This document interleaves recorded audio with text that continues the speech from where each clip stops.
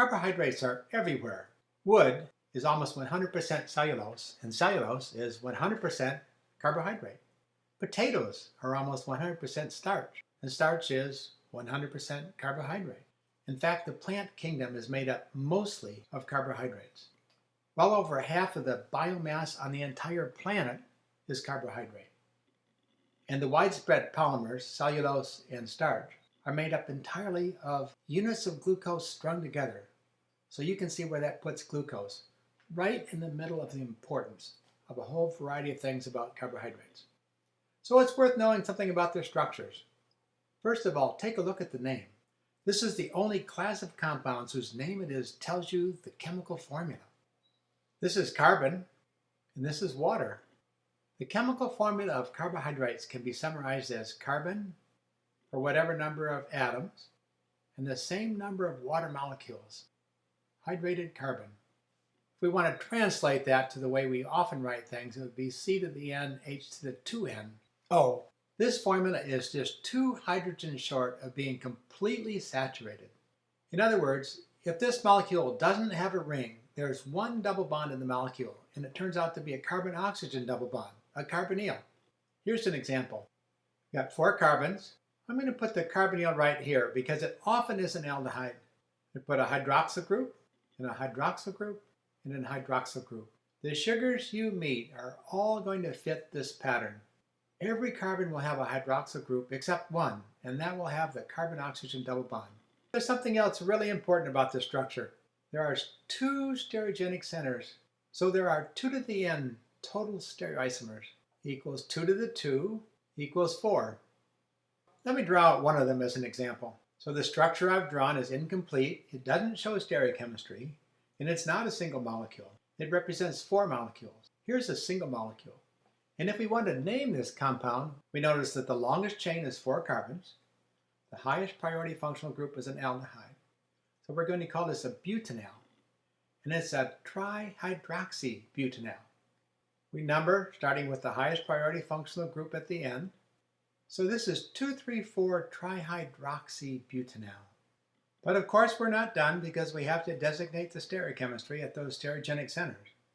This is the highest priority group attached. This would be the second priority group attached. And here's the third. Hydrogen is the 4th, and it's away from us. And we find ourselves going counterclockwise. So this is going to be 2s.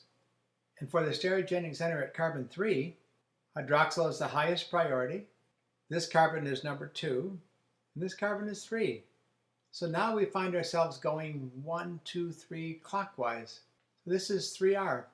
My point is, for even a small sugar like this C4 sugar, the name is complicated. Using stereochemical designations of R and S works well in general, but for sugars, it's complicated and unnecessary. There's a much better system. This is a compound called glyceraldehyde. Glycerol is the 3-carbon compound that has a hydroxyl group on every carbon. And this is an aldehyde, so it's glyceraldehyde. If we were to sign stereochemistry using the R and S nomenclature, we would call this S. Hydroxyl group is highest priority, carbonyl is next, and this methylene is third. We are going counterclockwise. This is S. But Emil Fischer, working in the early days of carbohydrate chemistry, suggested an alternate way to draw these structures that works very well for carbohydrates. He said, let's draw this structure with a carbon, the stereogenic center, and we'll show the 4 things attached, either sticking straight up and straight down and back, or to the left and right and forward. And by definition, he said, we'll put the aldehyde group on top and the hydroxymethylene at the bottom. This is always the case. No matter how many carbons there are in between, the aldehyde goes at the top and the hydroxymethylene goes at the bottom. If you turn this molecule so that this group is oriented up and back, and this hydroxymethylene is oriented down and back, that puts the hydroxyl group on this side and leaves the hydrogen here. This is the same stereochemistry as that. And then Fischer said, do the following. because we know it's always going to be oriented this way.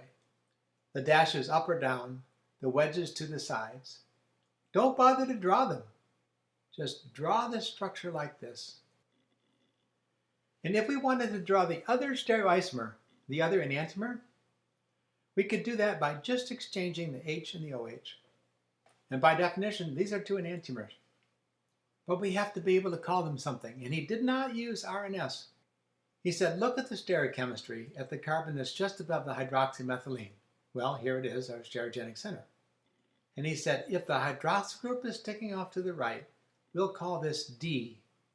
And if the hydroxyl group is sticking off to the left, we'll call it L.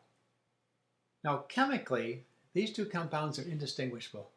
They oxidize at the same rates with the same reagents. They reduce at the same rates with the same reagents. They undergo elimination, substitution, everything's the same. The only thing that's different is that one is an enantiomer of the other.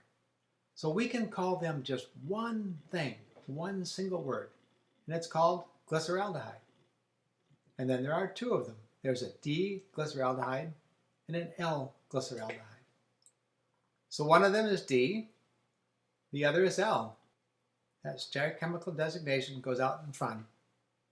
So we have a single name, glyceraldehyde, but we know there's two enantiomers, so we call them D and L. Now this is an important point, so I'll say it again. They have a single name because they behave identically chemically. No difference. The only way these guys could tell that these carbohydrates were different is by measuring their optical rotation. And they have the same optical rotation, but in opposite directions. Now let's go back and look at the 4-carbon sugar. Rather than write this 4-carbon sugar in this complicated way, using Emil Fischer's projection notation, we can write it like this. And using Fischer's convention, we would put this aldehyde on top and back. This group, which leads to the hydroxymethylene, sticking straight down and back. So this hydroxyl group on the second carbon is sticking off to the left. The hydrogen's on the right. And using the same convention, this longer group here with the aldehyde will be sticking straight up and back, and the carbon of the hydroxymethylene will be sticking straight down and back.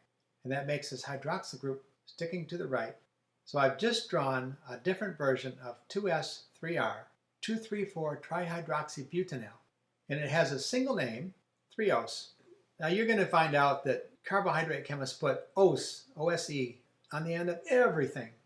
But chemically, the enantiomer of this compound would also be triose. It would behave exactly the same way chemically. So let's draw the enantiomer, and we'll call it triose also. So we have two compounds that are triose, but they're enantiomers, and we have to designate them with a stereochemical designation. And we use Emil Fischer's convention of L and D. Remember he said to look at the carbon that's directly above the hydroxymethylene. And if the hydroxyl group is sticking to the right, it's D. So this is D-triose. And if it's sticking to the left, it's L. This is L-triose. Now we said there's 4 stereoisomers of this compound. Let's draw the other 2. The other 2 would be diastereomers of what we've drawn here. A second pair of enantiomers. Here they are. Now they're diastereomers of the first pair, notice, because I've changed one of the stereochemical centers, this upper one, and kept the lower one the same in both of these molecules. This stereoisomer that has hydroxyl group sticking to the right is D, and this stereoisomer that has a hydroxyl group sticking to the left is L. It has a different hydroxyl pattern on the stereogenic centers. In this case, in both enantiomers, the OHs are on the same side. For triose, the OHs are on opposite sides. So it's trivial to see that these guys are diastereomers. If they were the same thing, we could see it. And if they're enantiomers, both stereogenic centers have been switched. But in this case, we switched only one stereogenic center when we compare the D molecule on the left to the D molecule on the right. So these are definitely diastereomers. So that means they have different chemical properties. They will oxidize at different rates. They will dehydrate at different rates. They will undergo substitution at different rates. They'll have different melting points, different solubilities. Their chemical properties are different because they're diastereomers.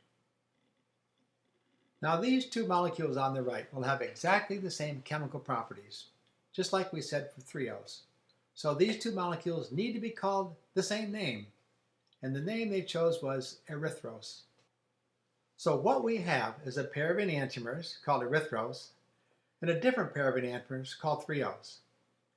Triose and erythrose are diastereomers, and they have different chemical properties. They'll react at different rates, they'll have different solubilities, and so on and so forth. So for 4 stereoisomers, we have 2 pairs of enantiomers. We're going to divide the total number of stereoisomers by 2, and that will tell us the number of pairs of enantiomers. And each pair has its own name.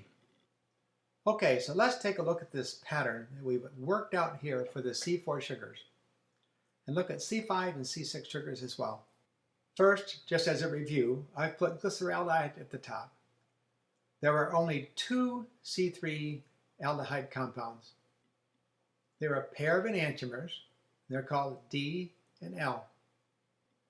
Chemically, we would think we have a single compound. If we look at the optical rotation, we can tell that they're a pair of enantiomers. When we look at the C4 sugars, those are the ones we just looked at.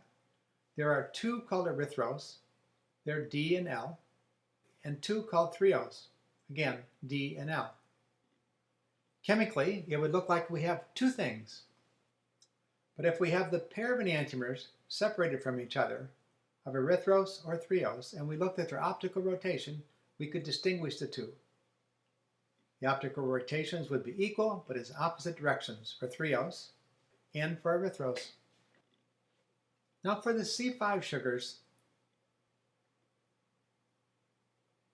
now there are 3 stereogenic centers. 2 to the 3 equals 8 stereoisomers, but we have to divide by 2 to get the number of pairs of enantiomers. There are 4 pairs of enantiomers. Each pair of enantiomers will look like a distinctly different compound chemically, different chemical properties. So we need 4 names. Those 4 names are ribose, arabinose, xylose, and lysose.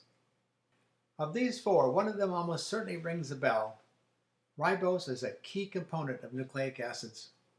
In each case, there's a D enantiomer and an L enantiomer, and in each case we can tell which it is by looking at where the hydroxyl group is. The D enantiomer will always have the hydroxyl group sticking to the right. The C6 aldehyde sugars look like this. There are 4 stereogenic centers, so there's 16 stereoisomers. We'll divide that 16 by 2 to get the number of pairs of enantiomers. We have 8 pairs of enantiomers. Each of these pairs of enantiomers looks like a chemically different compound compared to all the others. We have 8 pairs, so we need 8 names for the C6 aldehyde sugars. And here they are. Of these, some names may ring a bell. Glucose is by far the most important one.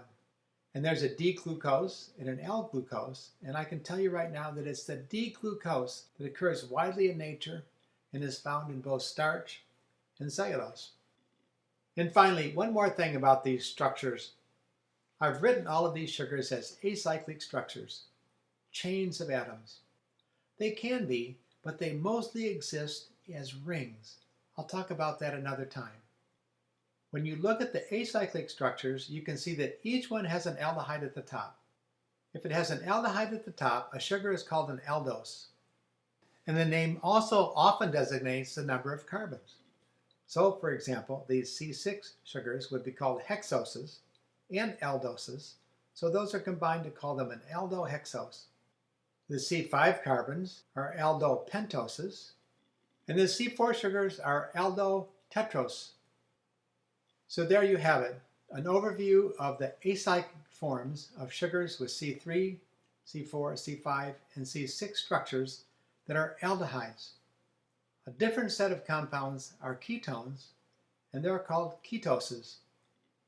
I mentioned that these acyclic forms do not predominate in solutions, but rather these guys are found almost entirely as cyclic structures. I'll take that up in another video.